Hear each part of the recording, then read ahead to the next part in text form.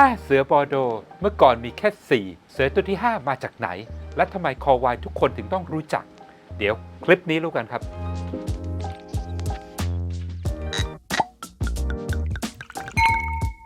สวัสดีครับ ผมโน้ตจากชัวร์ซาลานไวน์บาร์สนามเด็กเล่นของคนรักไวน์ไวน์5 เสือคือไวน์บอร์โด 5 ตัว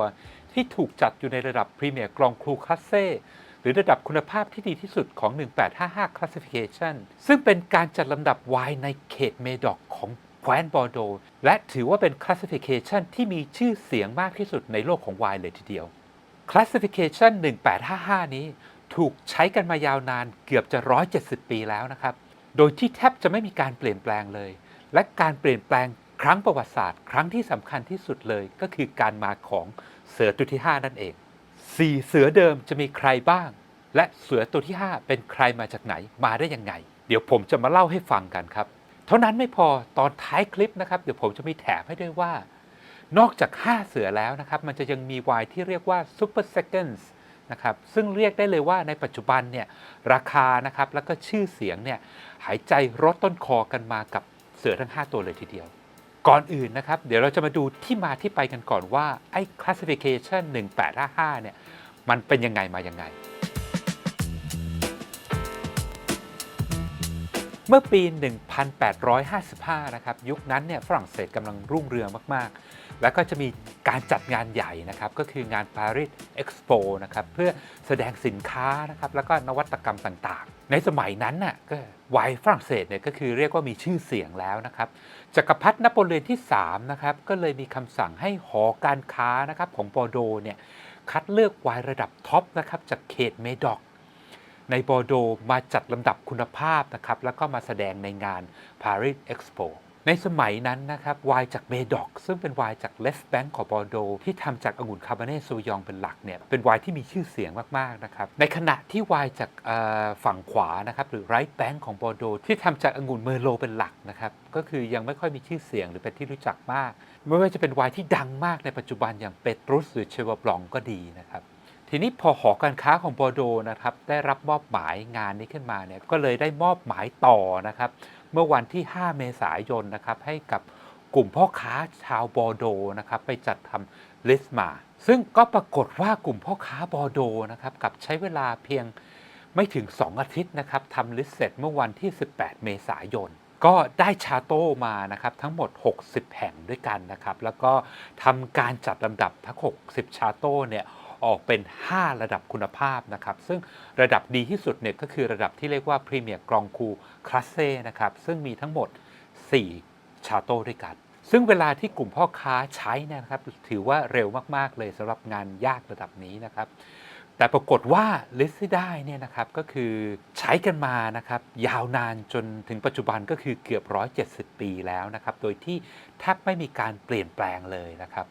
ถามว่ากลุ่มพ่อค้าบอร์โดนะครับทำได้ยังไงนะครับได้ลิสต์ที่คงทนและเป็นที่ยอมรับมายาวนานนะครับเดี๋ยวเราไปฟังกันต่อครับย้อนไปเมื่อประมาณ 60 ปีก่อนที่ Classification ปี 1855 จะถูกประกาศออกมานะครับในหมู่กลุ่มพ่อค้าเนี่ยจริงๆแล้วเขาก็เริ่มมีทำลิสต์กันเองอยู่แล้วนะครับก็จะจัดลำดับคุณภาพของไวน์นะครับหลักๆก็คือตามราคาตลาดในสมัยนั้นจนมาเมื่อถึงลิสต์นะครับที่ดังที่สุดลิสต์แรกเลยก็คือลิสต์ของโทมัสเจฟเฟอร์สันนะครับก็คือเมื่อปีคศนะครับ 1787 นะครับโทมัสเจฟเฟอร์สันเนี่ยก็คือได้ไปเยือนบอร์โดนะครับในสมัยนั้นก็คือยังเป็นช่วงที่เขายังไม่ได้เป็นประธานาธิบดีนะครับแล้วก็ไปบอร์โดเนี่ยก็เกิดหลงรักไวน์ขึ้นมานะครับแล้วก็ได้ชิมไวน์แล้วก็แน่นอนนะครับคนระดับนี้เนี่ยคอนเน็กชันไม่ธรรมดานะครับท่านเนี่ยก็คือรู้จักกับพ่อค้าชั้นนำในบอร์โดนะครับแล้วก็ได้รับการกระซิบบอกต่อมานะครับว่าไวน์ตัวไหนชาโต้ไหนเนี่ยก็คือมีคุณภาพดีควรจะซื้อเก็บไว้นะครับและท่านก็ได้ลิสต์ไวน์นะครับเป็นลิสต์ส่วนตัวก็คือ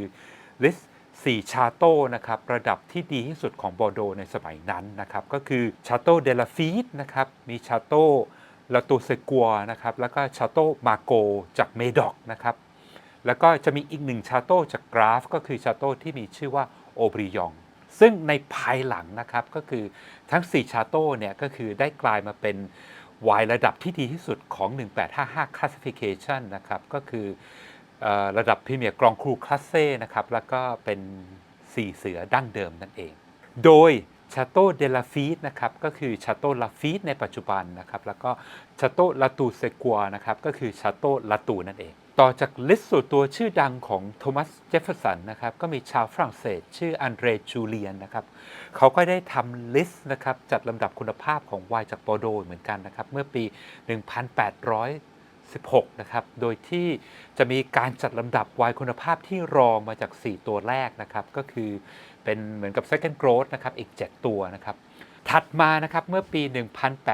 1824 นะครับก็มีพ่อค้าชาวเยอรมันนะครับชื่อวิลแฮมฟรังก์นะครับก็ได้ทำลิสต์ออกมาอีก1ลิสต์นะครับตีพิมพ์ออกมานะครับโดยมีไร่ไวน์เพิ่มมากขึ้นนะครับและถัดมานะครับก็คือเป็นเล่มที่มีชื่อเสียงมากที่สุดนะครับซึ่งเกิดจากการที่เจ้าของสำนักพิมพ์นะครับชื่อมิเชลเฟเร่นะครับเขาได้ไปทาบทามโปรเฟสเซอร์ชาวอังกฤษชื่อดังนะครับก็คือชาร์ลส์ค็อกนะครับซึ่งเป็นคนที่หลงรักในไวน์นะครับแล้วก็อาศัยอยู่ในบอร์โดมายาวนานนะครับให้มาจัดทำ Directory ของไร่ไวน์หรือชาโต้ในบอร์โดนะครับโดยฉบับแรกนะครับก็คือเป็นฉบับภาษาอังกฤษเนี่ยถูกตีพิมพ์เมื่อปี 1846 นะครับและในปี 1850 นะครับก็คือจะถูกตีพิมพ์ออกมาเป็นฉบับภาษาฝรั่งเศสฉบับแรกนะครับและในที่สุดนะครับDirectory ของบอร์โดเนี่ยของ Cock and Ferret นะครับก็กลายมาเป็นไบเบิลของไวน์บอร์โดในปัจจุบันและไม่ต้องเดาเลยนะครับเพราะว่าไม่ว่าจะเป็นลิสต์ของอันเดรจูเลียนนะครับหรือว่าวิลแฮมแฟรงค์นะครับหรือว่าคอกแอนด์เฟเรเนี่ย4ชาโต้ระดับท็อป4ตัวแรกนะครับก็คือเป็น4เสือตัวเดิมนั่นเองกลับมาปี 1855 อีกครั้งนะครับกลุ่มพ่อค้าเนี่ยที่ได้รับมอบหมายจากหอการค้าบอร์โดนะครับปรากฏว่างานที่คิดว่ายากมันไม่ได้ยากอย่างที่คิดนะครับเพราะจริงๆแล้วเนี่ย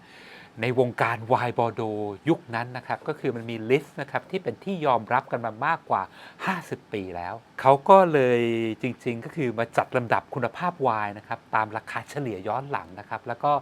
เรียกได้เลยว่าแทบจะ copy Cock and Ferret มาเลยนะครับและในที่สุดก็คือได้เป็น classification ชื่อดังนะครับซึ่งมีชื่อเต็มว่ากรองครูคลาสเซ่ดูเมดอกอง1855 นั่นเองเขามีการจัดลำดับชาโต้นะครับในบอร์โดทั้งหมด60ชาโต้นะครับออกเป็นระดับคุณภาพทั้งหมด5ระดับด้วยกันนะครับไล่ตั้งแต่พรีเมียร์กรองครูคลาสเซ่นะครับหรือว่าเรียกย่อๆก็คือ First Growth นะครับแล้วก็รองลงมานะครับก็คือเป็น Second Growth Third Growth Fourth Growth จนมาถึง Fifth Growth ในที่สุดซึ่งระดับ First Growth นะครับก็คือได้แก่ชาโต้ลาตูนะครับชาโต้ลาฟีดนะครับชาโต้มาโกจากเมดอกนะครับแล้วก็ชาโต้โอบริยองนะครับซึ่งเป็นชาโต้เพียง1ชาโต้นะครับจากเขตกราฟที่ได้เป็น First Growth แล้วก็ที่ได้อยู่ใน Classification ของปี 1855 จนมาถึงปัจจุบันนะครับก็คือ Classification 1855 เนี่ยก็มีชาโต้ด้วยกันทั้งหมด61 แห่งนะครับแล้วก็ถ้าใครอยากจะรู้นะครับว่ามีชาโต้อะไรบ้างนะครับอยู่ในFirst Growth หรือ Fifth Growth หรือว่าระดับไหนบ้างนะครับก็คือเรามีแปะลิงก์นะครับให้ไปดาวน์โหลดกันได้ใน description ของวิดีโอนี้ทีนี้ตอนปี 1855 นะครับนอกเหนือไปจากการจัดลำดับไวน์ Classification ชื่อดังจากเขตเมดอกแล้วนะครับซึ่งเป็นไวน์แดงทั้งหมดนะครับเขาก็ยังมีการจัดลำดับไวน์ขาวหวานนะครับจากโซแตงและก็บาสักนะครับซึ่งยุคนั้นก็คือมีชื่อเสียงเหมือนกันนะครับโดยที่มี classification ชื่อเต็มนะครับก็คือกรองครูคลาสเซ่เดโซแตงแอนบาสักนะครับแล้วก็อง1855นะครับซึ่งในการจัดลำดับเนี่ยจะแบ่งไวน์ออกเป็น3ระดับด้วยกันนะครับเริ่มต้นที่ second growth นะครับแล้วก็ระดับที่เหนือขึ้นมาก็คือเป็น First Growth นะครับหรือว่าพรีเมียร์กรองครูคลาสเซ่นะครับแล้วก็ระดับที่ดีที่สุดก็คือเป็นพรีเมียร์กรองครูคลาสเซ่ซูเปเรียนะครับซึ่งถ้าใครที่เป็นแฟนไวน์หวานนะครับของบอร์โดก็จะรู้ดีว่าจะมีอยู่เพียง1ชาโต้เท่านั้นที่ได้อยู่ในระดับสูงสุดก็คือชาโต้อีเคมชื่อดังนั่นเองกลับมาที่ 1855 Classification ของเมดอกนะครับในยุคนั้นเนี่ยถ้าย้อนไปนะครับก็คือไวน์จากชาโต้ลาฟีดเนี่ยจะเป็นไวน์ที่มีราคาสูงที่สุดนะครับซึ่งถ้าเราดูในลิสต์ที่เป็นออริจินัลจริงๆนะครับก็คือชาโต้ลาฟีดเนี่ยจะอยู่เป็นระดับหนึ่งเลยของพรีเมียร์กรองคูคาเซ่นะครับซึ่งจริงๆ มันเป็นความผิดพลาดของคนที่จัดทำนะครับเพราะเขาไม่ได้ตั้งใจที่จะเรียงระดับกันเองในระดับคุณภาพอีกทีหนึ่งนะครับแล้วก็ตอนหลังเนี่ยก็คือความผิดพลาดนี้ก็คือถูกแก้ไขเรียบร้อยนะครับแล้วก็ลำดับนะครับของชาโต้ในแต่ละชั้นเนี่ยก็คือจะเรียงตามตัวอักษรนะครับแต่รู้ไหมครับว่าในระดับ second growth นะครับหรือระดับคุณภาพที่รองจาก first growth เนี่ยใครอยู่อันดับหนึ่งและชาโต้นั้นนะครับก็คือเสือตัวที่ 5 นั่นเอง Classification 1855 นะครับของ Medoc เนี่ยเป็น Classification ที่เรียกได้เลยว่าเป็นที่ยอมรับอย่างกว้างขวางและยาวนานมากๆนะครับจนถึงปัจจุบันนะครับเพราะว่าอย่างที่เล่าให้ฟังนะครับมันไม่ได้เกิดเพียงชั่วข้ามคืนแต่เป็นลิสต์ที่ค่อยๆก่อร่างขึ้นมาเป็นเวลามากกว่า 50 ปี การเปลี่ยนแปลงครั้งแรกนะครับของ Classification เนี้ยก็คือเกิดขึ้นเมื่อปี 1856 นะครับ1 ปีหลังจากที่ Classification นี้ถูกประกาศออกไปนะครับก็คือจะมีการเพิ่มชาโต้คัตเทแมร์เข้ามาอยู่ใน Fifth Growth นะครับด้วยเหตุผลที่ว่าชาโต้เนี้ยตกหล่นไปจาก List Original นั่นเองจนมานะครับเมื่อปี 1973 นะครับก็เกิดการเปลี่ยนแปลงครั้งประวัติศาสตร์ของลิสต์นี้นะครับก็คือการที่ชาโต้นะครับอันดับหนึ่งของ Second Growth นะครับในลิสต์ดั้งเดิมเนี่ยถูกเลื่อนชั้นขึ้นมานะครับเป็น First Growth นะครับแล้วก็เป็นการเลื่อนชั้นนะครับที่เกิดขึ้นเพียงครั้งเดียวชาโต้ที่ว่านะครับก็คือชาโต้ที่มีชื่อว่ามูตองโรธชิลด์แล้วก็ไม่ใช่ใครอื่นเลยนะครับเพราะว่าจริงๆแล้วเนี่ยเจ้าของนะครับก็คือเป็นญาติกันกับเจ้าของชาโต้ลาฟีตนั่นเองการเลื่อนชั้นครั้งประวัติศาสตร์ของชาโต้มูตองนะครับจริงๆก็คือเป็นความพยายามทั้งชีวิตนะครับของบารอนฟิลิปเดอรอธชัยนะครับซึ่งเป็นทายาทนะครับที่เข้ามารับช่วงต่อนะครับเมื่อปี 1922 นะครับแล้วก็คือท่านเป็นคนที่เรียกว่ามีความเชื่ออย่างแรงกล้านะครับว่าชาโต้มูตองเนี่ยจริงๆแล้วนะครับควรจะต้องอยู่ใน First Growth นะครับตั้งแต่ต้นแล้วจนเกิดเป็นมอตโต้นะครับดังของมูตองที่มีข้อความว่านะครับ First I cannot be Second I do not deign to be มูตอง I am ซึ่งโดยสรุปนะครับก็คือว่าเขาไม่สามารถเป็นชั้นหนึ่งได้นะครับแต่เขาก็ไม่ได้อยากเป็นชั้นสองแต่เขาก็คือมูตองบารอนฟิลิปเดอรอธชัยนะครับจริงๆแล้วเนี่ยถ้าในประวัติศาสตร์ของชาโต้มูตองเนี่ยเรียกได้ว่าเป็นไอคอนิกฟิกเกอร์เลยนะครับก็คือเป็นบุคคลที่เรียกว่ามีความสำคัญมากที่สุดนะครับแล้วก็ท่านเนี่ยเป็นคนคิดค้นนะครับสิ่งสำคัญหลายๆอย่างเลยนะครับก็คืออย่างแรกนะครับชาโต้มูตองเนี่ยเป็นชาโต้แรกๆในบอร์โดเลยนะครับที่บรรจุขวดไวน์ที่เรียกว่ากรองแวงนะครับหรือไวน์ที่ดีที่สุดของชาโต้นะครับที่ไร่เท่านั้นนะครับในขณะที่ชาโต้ชื่อดังอื่นๆเนี่ยเขาอาจจะให้พวกนิโกซิยองหรือพ่อค้านะครับซื้อไปเป็นโอ๊กแบเรลใหญ่ๆนะครับแล้วก็ไปบรรจุขวดกันเองตรงนี้ก็คือเพื่อเป็นการการันตีคุณภาพจริงๆนะครับต่อมานะครับท่านก็เป็นคนคิดค้นนะครับถ้าใครเป็นแฟนมูตองเนี่ยจะรู้กันดีก็คือท่านให้ศิลปินชื่อดังในยุคนั้นนะครับก็คือวาดรูปนะครับแล้วก็เอารูปนั้นมาทำเป็นฉลากของมูตองนะครับโดยปีแรกก็คือปี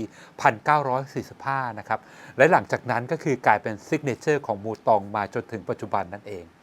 เท่านั้นไม่พอนะครับบารอนฟิลิปเดอรอธชัยเนี่ยยังได้ไปซื้อ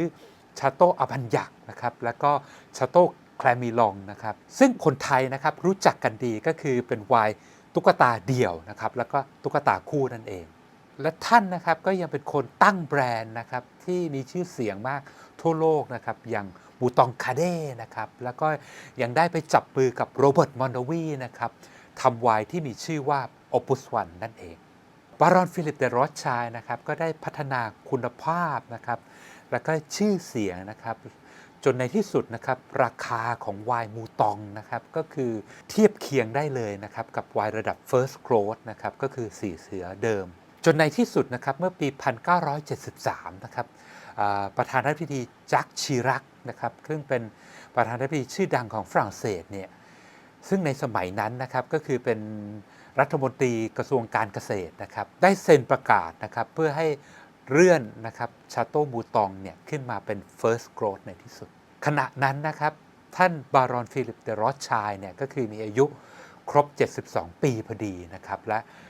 มอตโต้ของมูตองนะครับก็เลยได้เปลี่ยนใหม่กลายเป็น First I am Second I was มูตอง does not change